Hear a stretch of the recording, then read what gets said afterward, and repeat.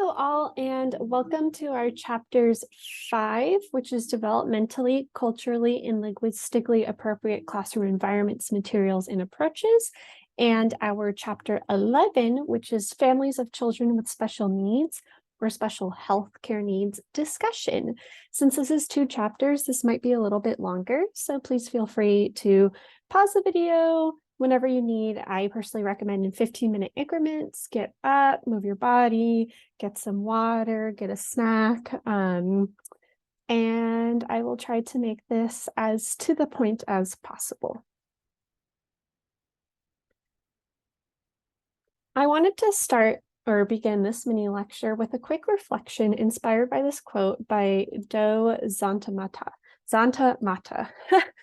When I see you through my eyes, I know we are different, but when I see you through my heart, I know we are the same. I encourage you to pause the video right now and think about what this quote means to you and how you could use the meaning in your work as an early childhood educator.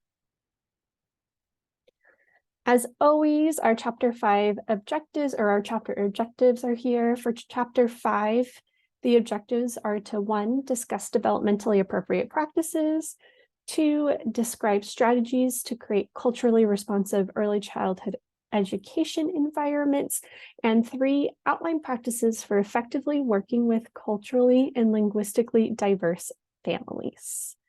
Now, as always, these objectives are to help kind of create a path for your learning, so you know that you have reached the goal that we have set for you guys. And then if you want to go in above and beyond, of course, go for it. But these are kind of the things that you should be learning throughout this chapter. So we're going to start off with developmentally appropriate practices. You may have seen them in, what's the word? As an acronym, DAP. So DAP is developmentally appropriate practice. So who has heard of this term, developmentally appropriate practices, or DAPs for short? I have, but I don't know if anyone else has. So if you haven't, DAPs are just what they sound like. They're an approach to teaching grounded both in the research on how young children develop and learn, and in what is known about effective early education. So think science and research meets actual work with children. DAPs take into consideration child development research, the individual child, and cultural and linguistic context of the child, family, and community to create daily curriculum and practices that fit and meet the needs of each child. So I'm going to repeat that again, that fit and meet the needs of each individual child. We're meeting the needs of each individual instead of just creating a bare minimum of where we think children should be.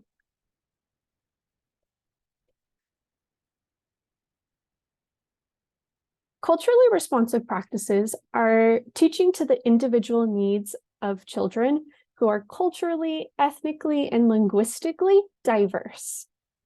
We live in a more diverse world than ever, so it is very important to come up with and learn about strategies and tools for cultural responsiveness in the classroom.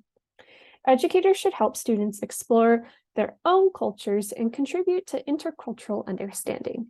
To promote culturally responsive practices, teachers must select play materials that are safe, appropriate, and supportive of play and development in the classroom. For example, books and dramatic play materials should reflect a diversity of gender roles, racial and cultural backgrounds, special needs and abilities, and a range of occupations and ages. So you're not just having 1 or 2 occupations, you're having a range of occupations and a range of ages shown on posters and in books and things like that. Books and environmental print, like print on posters and print on books, should also represent the different languages of the children in the classroom. You want all of your children to feel seen in your classroom, so it's really important to get to know them, their culture, their backgrounds, so that you can then represent them in the classroom. This is why it's so important to get to know your individual families as well. Additionally, images and pictures can be used to represent all children, families, and staff at your center. Images can be used to represent daily life, such as waking up in the morning, going to school or going to work, or staying at home, walking the dog, just normal cooking, daily life activities. Pictures should always offer a balance of different cultural and ethnic groups, as well as variances in familial structures, ages, genders, and abilities. So you don't want just white cis families represented in your classroom. You want a variety of racial backgrounds, a variety of familial structure backgrounds. Maybe grandparents take care of the children, so there's grandparents and the children, or maybe there are two moms taking care of children or two dads taking care of children. It is important that all of these different diverse family structures are represented in your classroom. So you can, for a full list of ideas and strategies for your use of images in classroom, you can refer to page 44 and 45 in your textbook, which is in chapter 5. Finally, ensuring books have high quality representation of diversity is pivotal. You can refer to pages 47, 48 of your text for a list of ways to ensure high quality representation of diversity in the books you choose for your classroom. It is also important to note that there's a balance between cultural representation and stereotyping. So seeking information from families and knowledgeable members of the community for their input in equipping your classrooms to reflect cultures and languages in a respectful way is very important. So we're moving on to suggestions for your personal classroom. That first suggestion is respect the uniqueness of each family system. Like I mentioned before, maybe grandparents are taking care of the children. Maybe the child has two moms. Maybe the child has two dads. And you personally may not believe in that, but we have to set those beliefs aside and respect each family system for what they have chosen it to be. Characteristics of the family system are often heavily influenced by a family's cultural values and beliefs. For example, researchers have found that in some cultures, the family unit includes extended family members or clans composed of several households of relatives with a commitment to a family-based support network, while other families tend to focus on the immediate family. Kind of more that we see in the US is that we tend to focus on more immediate family, and that is, I know that's a generalization, but that is kind of what our culture supports. And then we utilize external networks when necessary.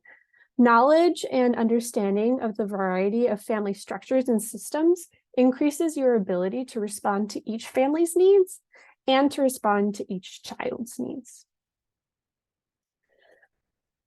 The second suggestion is to develop a personalized relationship with families. Families are more likely to develop effective working relationships with professionals and teachers that they trust. Some families may prefer a more formal relationship with early childhood education professionals, while others may prefer a more informal, friendly relationship. In some cultures, the father may be considered the head of the household and therefore may be responsible for making decisions for the rest of the family, while in other cultures, the oldest female member of the household may be the position of authority. Awareness of these differences increases the likelihood of building effective relationships with each of your families. The third suggestion is to communicate in culturally appropriate ways. It is critical to maintain open and ongoing communication with families from diverse linguistic backgrounds. This communication may take the form of home program notebooks, oral exchanges, or other modes of communications like emails, or even there's an app, or I know that there are multiple apps that you can kind of text message families on. And these communications are based on the center and the family's preferences. Fourth suggestion is to recruit staff who view diversity as an asset. So if you are a director in a position of authority in which you are making decisions on who your staff members will be, it is important to put efforts. It is important to hire bicultural and bilingual staff who embrace diversity as an asset and demonstrate a willingness to learn about the experiences and traditions of individuals whose backgrounds are different from their own. The fifth suggestion is to create alliances and cultural guides. So it is important to encourage the participation of community leaders as cultural guides to facilitate communication and understanding between professionals/teachers and families. This can provide teachers with insights concerning community beliefs, values, and communication style, which offer families information about programs and services in a culturally sensitive and responsive manner. The sixth suggestion and the last suggestion is to evaluate process and outcomes. The final strategy addresses the need for an ongoing evaluation of early childhood programs that serve diverse families. With collaboration from bicultural and bilingual staff and cultural guides, information can be collected in ways that match families' preference. In turn, each education professional can use this information to improve their programs and their interactions with families. Overall, when educators use developmentally appropriate practices, they incorporate knowledge about each child's cultural and social settings. Additionally, it is important to reflect on the materials that are in the classroom and make sure that they include and represent each individual child. Finally, children should be able to see themselves and their families in their classroom. That is all for chapter 5. Now we're moving on to chapter 11. And chapter 11 objectives are to discuss how programs can be inclusive to all children, describe strategies, or the second objective is to describe strategies to promote inclusive practices. And the third objective is to outline practices for effectively working with the needs of diverse children. If you need to pause, take a break, this is a great pausing point. Come back after you've had some water, moved your legs, and we're gonna get into it. Children with special needs. Children with disabilities or other special needs or differing abilities refers to children with a specific diagnosis, as well as children who do not have a diagnosis, but whose behavior, development, and/or health affect their family's ability to maintain childcare services. Special health care needs include a variety of conditions such as birth defects, neurological disorders, and chronic illnesses that can be life-threatening or impact daily life. Families of children with disabilities or special needs have the same need for childcare as do other families with neurotypical children, slash typically developing children. However, families of children with disabilities or differing abilities or special needs often find the search for quality and affordable childcare a greater challenge as they face the reluctance of many childcare providers to enroll their children. I know that in the childcare centers that I worked at, which most of them were private, the director did not really accept children with differing abilities or special needs because, number one, staff weren't properly trained on how to care for these individuals, and we weren't properly staffed. We didn't have enough employees to meet the needs of individuals with special needs or differing abilities. Which is so sad because this situation makes it a lot more difficult for parents or grown-ups of these children to find care. This situation makes it all the more important that childcare providers strive to include all children in their programs so as not to increase the immense challenges that families with children with special needs or differing abilities already face.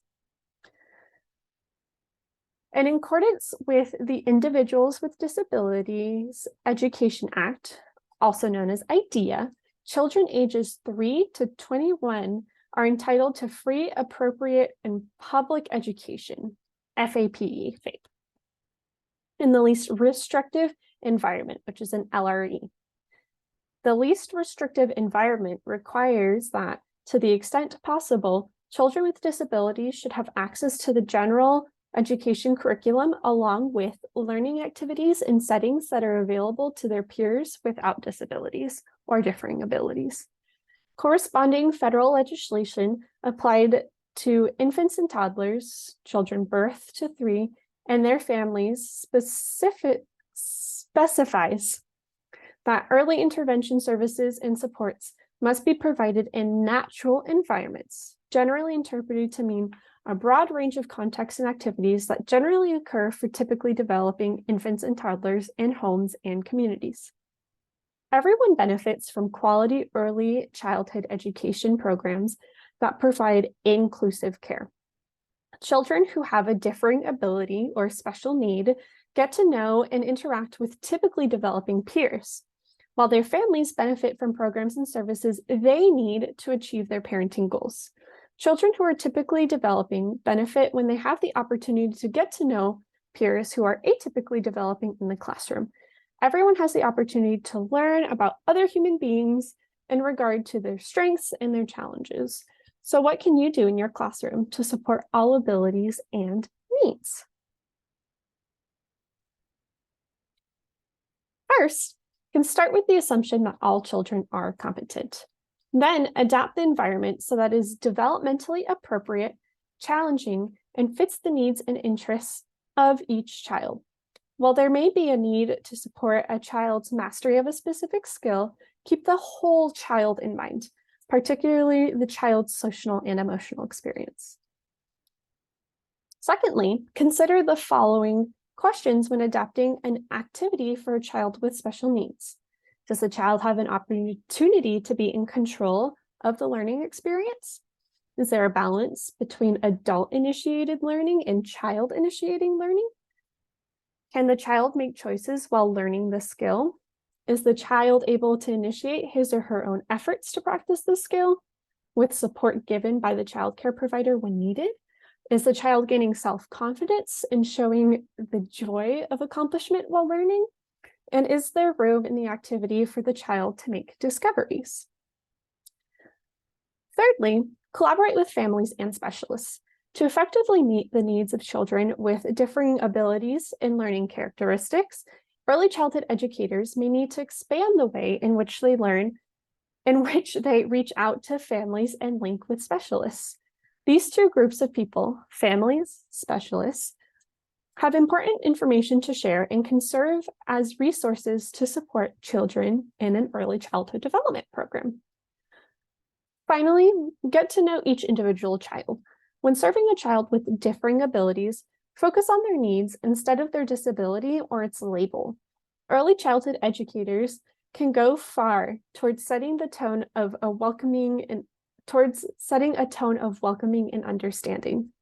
When a family member shares a child's diagnosis, a good follow-up question is often, and how does that affect, insert child's name here, development?